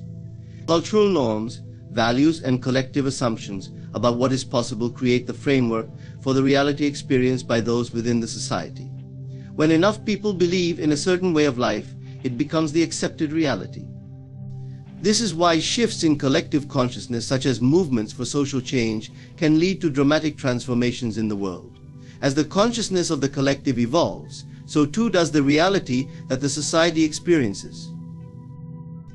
It's important to recognize that we are not powerless in the face of external circumstances. We often feel as though life is something that happens to us, as if we are merely reacting to forces beyond our control. But when we understand that our consciousness is a co-creator of reality, we realize that we have far more influence than we might have thought. By changing our thoughts, beliefs, and attitudes, we can begin to change the reality we experience. This isn't to say that we can control every external event or circumstance. Challenges, hardships, and unexpected situations are a part of life. However, we do have control over how we respond to these situations. Our consciousness determines whether we view these experiences as insurmountable problems or as opportunities for growth and transformation. It is our internal world that shapes how we engage with the external world and ultimately how we navigate through life's challenges. The principle that consciousness creates reality calls us to take responsibility for our inner world. It asks us to become aware of our thoughts, beliefs, and emotions, and to recognize the impact they have on our external experience. It invites us to see ourselves as active participants in the unfolding of our lives, rather than passive recipients of whatever fate delivers. By consciously choosing to focus on positive, empowering, and expansive thoughts, we begin to shape a reality that reflects those qualities. Consciousness is the key to unlocking the life we desire. It is the creative force through which we sculpt our world, one thought and one belief at a time. When we understand and embrace this truth, we step into our power as creators of our own reality. Awareness is one of the most profound gifts we possess as human beings. It is through awareness that we perceive the world, understand the experiences of others, and come to know ourselves. But awareness is not a passive state, it comes with great responsibility. To be aware is to have a deeper understanding of the complexities of life, to see both the beauty and the suffering that exist around us. Once we become aware, we cannot simply turn a blind eye to the struggles and injustices we encounter. The responsibility of awareness is to act, to take meaningful steps to make the world a better place. The first layer of responsibility that comes with awareness is the recognition of truth. In a world filled with distractions, misinformation, and superficiality, developing awareness allows us to cut through the noise and see things as they truly are. Whether it is recognizing the social injustices that persist, the environmental crises that threaten the planet, or the personal struggles of those around us, awareness shines a light on what is real and what demands our attention. Once we become aware of these realities, we can no longer claim ignorance. There is a moral obligation to acknowledge the truth and, more importantly, to act on it. Awareness also involves understanding the impact of our actions or inactions on the world. Every decision we make, no matter how small, ripples outward and affects the lives of others. This is especially true in our interconnected world, where the consequences of our choices can have far-reaching effects. When we become aware of how our lifestyles, habits, and decisions impact others, whether it's the products we buy, the way we treat people, or the causes we support, we are faced with the responsibility to make conscious choices. Awareness reveals the interconnectedness of all life, and with that realization comes the duty to ensure that our actions contribute to the well-being of others rather than their harm. The responsibility of awareness extends to recognizing suffering and injustice. Once we become aware of suffering, whether on a personal, community, or global level, we are called to respond. It can be easy to ignore the struggles of others when we feel they do not directly affect us. But true awareness reveals that the suffering of one person or group impacts the whole of humanity. To be aware is to understand that we are all interconnected, and the pain of others diminishes our shared human experience. With this understanding, we cannot stand idly by in the face of injustice. We have a responsibility to use our awareness to advocate for change, to lend our voices to the voiceless, and to take action where we can.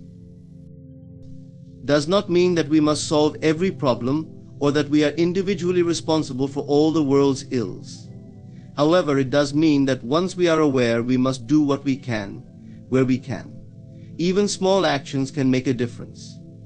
Speaking out against injustice, offering kindness and support to those in need, and making choices that are aligned with compassion and fairness, all of these actions are part of fulfilling the responsibility that comes with awareness.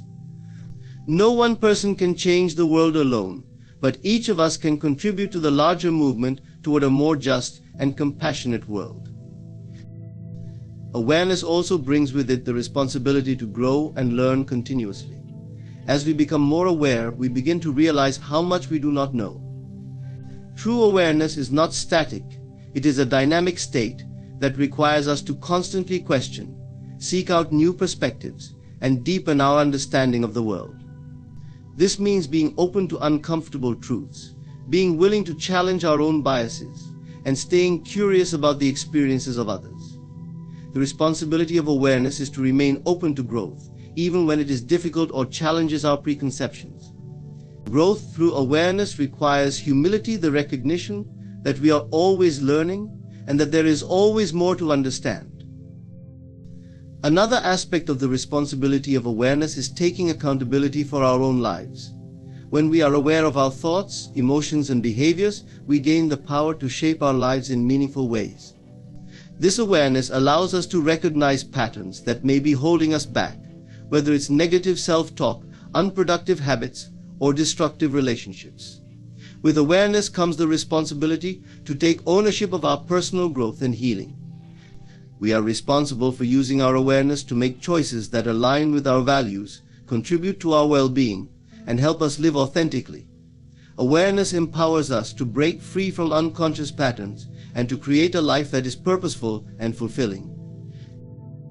The responsibility of awareness includes compassion. Awareness without compassion can lead to judgment or cynicism. But true awareness fosters empathy, as it helps us see the world through the eyes of others. When we are aware, we recognize that everyone is struggling in their own way, and this understanding compels us to approach others with kindness and understanding. Compassion is the bridge between awareness and action, motivating us to use our awareness to uplift and support those around us. Awareness is a gift that brings with it great responsibility. It calls us to act with integrity, to make conscious choices, to challenge injustice, and to live with compassion. The more we cultivate awareness, the greater our ability to contribute positively to the world around us. With awareness, we are not passive observers of life, we are active participants in shaping a better future. Imagination is one of the most powerful forces we possess. It is not merely a tool for daydreams or fantasies, it is the engine of creation, a driving force behind every innovation, every movement, and every personal transformation. When we imagine, we are engaging in the act of creation, forming images, ideas, and possibilities that do not yet exist in the physical world. While many people consider imagination to be a passive exercise, it is in fact an active process that lays the foundation for all action. Imagination, as action, is the process of turning mental images into tangible reality. But at its core, imagination is the birthplace of all change. Every invention, social movement, or personal accomplishment first began as a thought or a vision in someone's mind. When we imagine, we are not merely entertaining ideas for their own sake, we are crafting blueprints for the future. Before anything is built in the material world, it is first constructed in the mind.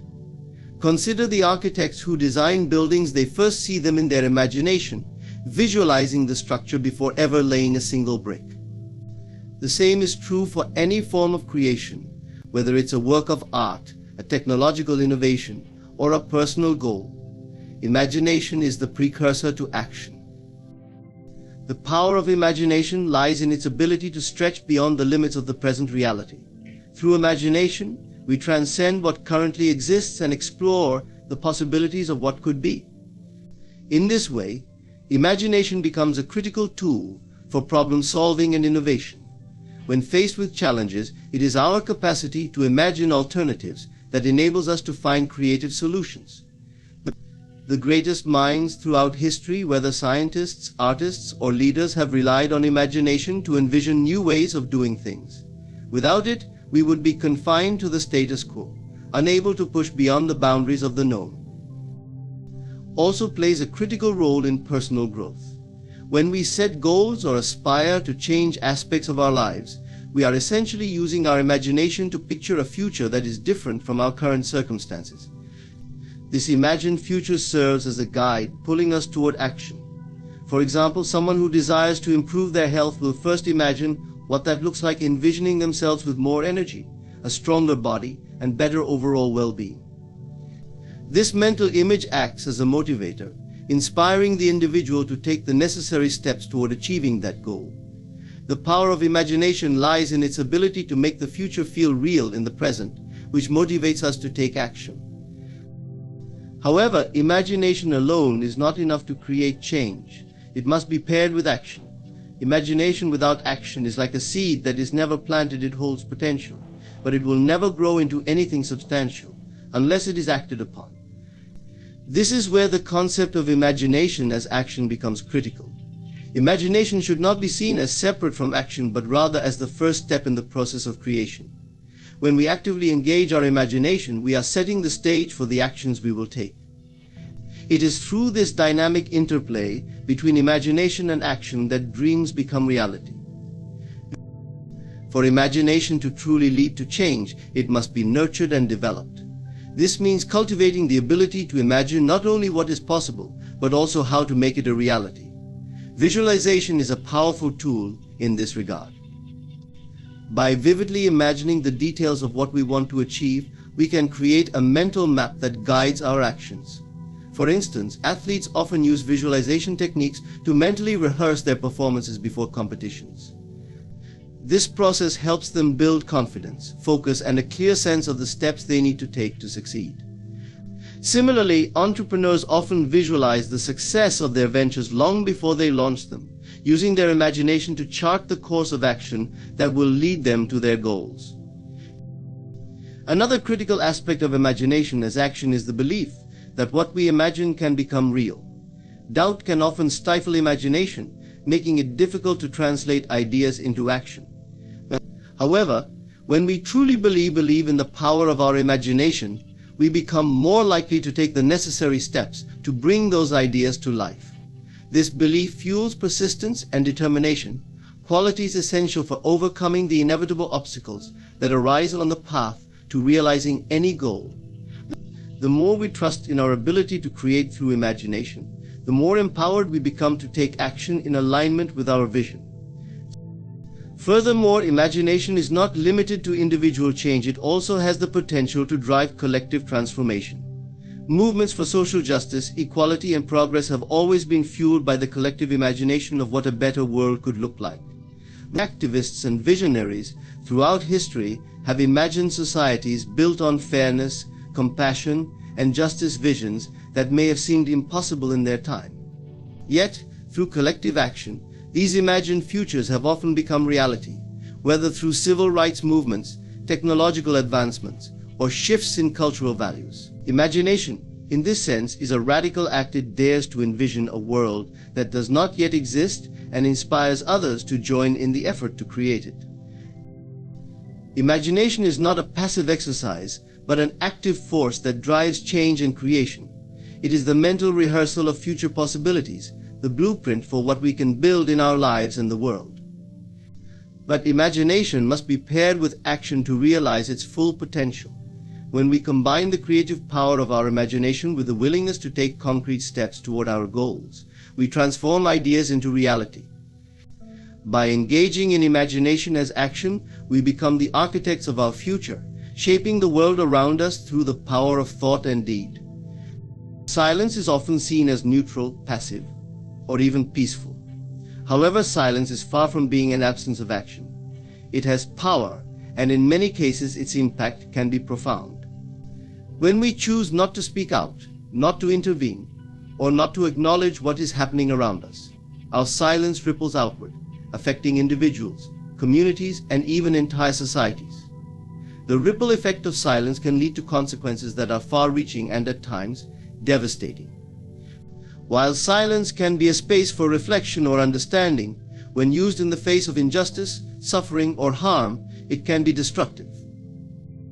At a personal level, silence can deeply affect relationships. In many cases, silence can be interpreted as indifference or neglect. When someone shares their struggles or vulnerabilities and is met with silence, it can feel like their pain is being ignored or invalidated. This can create a chasm between individuals, eroding trust and deepening feelings of isolation. Relationships are built on communication, on the exchange of thoughts, feelings, and support. When silence replaces communication, misunderstandings, resentment, and emotional distance often follow. Whether it's between friends, family members, or partners, choosing silence over honest dialogue can weaken bonds and cause lasting harm. In a broader context, the ripple effect of silence can be even more pronounced. When silence surrounds injustice, oppression, or wrongdoing, it allows these forces to thrive unchecked. Silence in the face of discrimination, violence, or inequality sends a message of complicity, whether intended or not. It suggests that the status quo is acceptable, that there is no need for change or intervention. History is filled with examples of how collective silence enabled atrocities to occur. In times of war, genocide, or systemic discrimination, the silence of those who could have spoken out has often contributed to the perpetuation of suffering. When silence becomes the norm, injustice becomes normalized. Silence can also take on a more subtle form, such as the silence that surrounds uncomfortable truths. Many people choose to remain silent about issues like racism, sexism, poverty, or environmental destruction because addressing them would force them to confront their own complicity or privilege. This kind of silence is insidious because it hides behind the guise of neutrality. But in truth, there is no neutrality in the face of injustice. Silence, in these cases, is a choice, an active decision to avoid discomfort, to protect one's own position, or to ignore the plight of others. This silence can perpetuate the very systems of oppression that many claim to oppose. Moreover, silence within institutions, whether governments, corporations, or communities, can have dire consequences. When institutions remain silent about corruption, abuse of power, or unethical practices, they contribute to a culture of secrecy and mistrust. Whistleblowers and activists often face immense pressure to remain silent because their voices threaten to disrupt systems that benefit from the status quo. In these cases, silence is maintained not just by fear, but by the collective agreement to ignore what is wrong in favor of protecting the institution. However, this silence has a ripple effect on society at large, eroding public trust, accountability, and justice. On a societal level, silence can shape entire cultures. When certain voices are silenced or marginalized, whether through censorship, fear, or systemic inequality, the diversity of perspectives is lost. Silence can enforce homogeneity, where only the dominant narrative is heard. This leads to a stifling of creativity, innovation, and progress. Cultures that discourage dissent as minority voices often struggle to evolve or address pressing social issues. In contrast, societies that encourage open dialogue, where silence is broken in favor of honest, even difficult conversations, are more likely to thrive, adapt, and grow. Breaking the silence is an act of courage, and it often comes with risk. Speaking out against injustice or wrongdoing can lead to social ostracism, professional consequences, or even personal danger. Yet it is through speaking that change begins. When one person breaks the silence, it creates a ripple effect of its own, inspiring others to do the same. Movements for social change, whether civil rights, women's suffrage, or environmental activism, have all begun with individuals willing to break the silence and challenge the status quo. The power of one voice speaking out can encourage others to rise up, creating a wave of action that eventually leads to transformation. In the context of personal healing, silence can also have a powerful effect. Many individuals who have experienced trauma or abuse are often silenced by shame, fear, or societal pressures.